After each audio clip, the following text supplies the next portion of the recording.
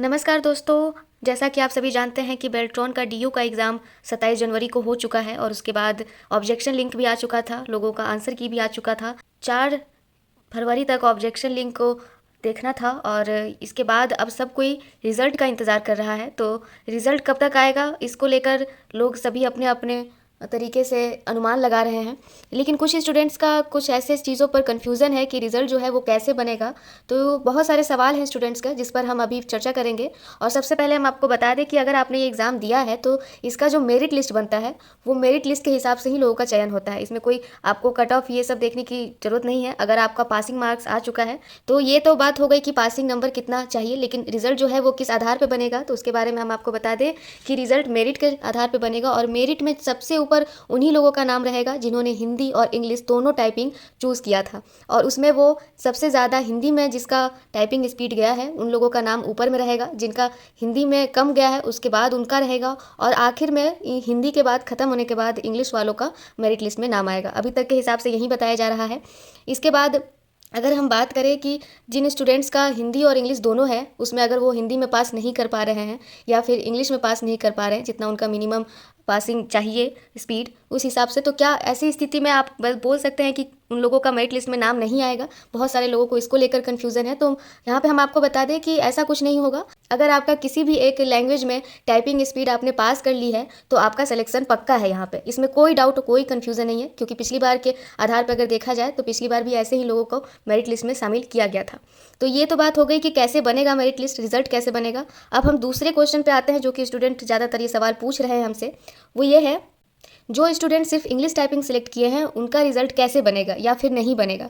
तो यहाँ पे साफ तौर पे मैंने इसके पहले भी आपको बता दिया है कि जिन भी स्टूडेंट्स ने इंग्लिश टाइपिंग को सिलेक्ट किया था उनको जितना पासिंग चाहिए, यानी कि लड़का है तो 30 और लड़की है तो 27 आना कंपलसरी है। अगर ये नहीं होगा तो आप सेलेक्ट नहीं होंगे। और अगर आप सेलेक्ट हो गए हैं तो हिंदी वालों का जो मेरिट लिस्ट बनेगा उसके बाद आपका नंबर आएगा और उसके बाद आप मेरिट लिस्ट में शामिल होंगे। इसके बाद लोग ये सवाल पूछ रहे हैं कि नॉर्मलाइजेशन का रिजल्ट आएगा या फिर फाइनल रिजल्ट आएगा।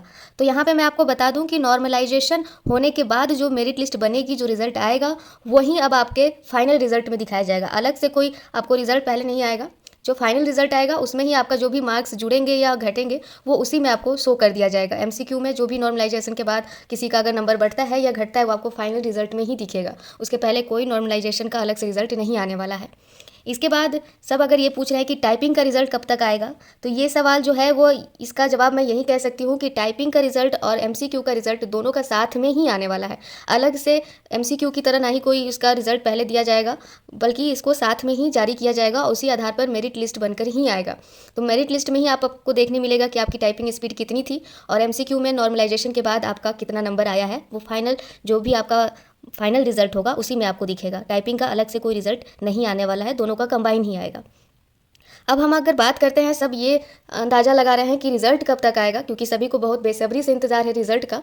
बहुत सारे स्टूडेंट्स इस बारे में डेली पूछ रहे हैं। बेल्ट्रॉन के ऑफिस में भी पता करवाया जा रहा है कि रिज़ल्ट कब तक आएगा। तो इसके बारे में हम यही बता सकते हैं, जो हमारे सूत्रों के हिसाब से पता चला है उस हिसाब से 25 फरवरी तक रिज़ल्ट आने की पूरी उम्मीद है। यानी कि इस हफ्ते के आखिर में आएगी, सैटरडे को या फिर मंडे को आपको रिजल्ट देखने को मिल जाएगा वेबसाइट पे ही। बेल्ट्रॉन का वेबसाइट है ये, और इस बेल्ट्रॉन के वेबसाइट पे ही अगर आप नीचे यहाँ जाएंगे तो जहाँ ऑब्जेक्शन लिंक आपको देखने को मिला था 31 जनवरी को, वहीं पे आपको एक नया लिंक भी मिल जाएगा जहाँ आपको फाइनल रिजल्ट यहाँ पे शो कर दिया जाएगा स्टूडेंट्स के लिए।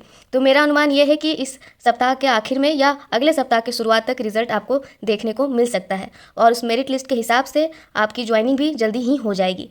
तो आशा करती हूँ दोस्तों कि आप इसी तरीके से हमसे जुड़े रहेंगे, और जो भी आपके सवाल होंगे उन सवालों का हम यहाँ जवाब ज़रूर देंगे और कोशिश करेंगे कि आपके सारे डाउट क्लियर हो इस वैकेंसी को लेकर।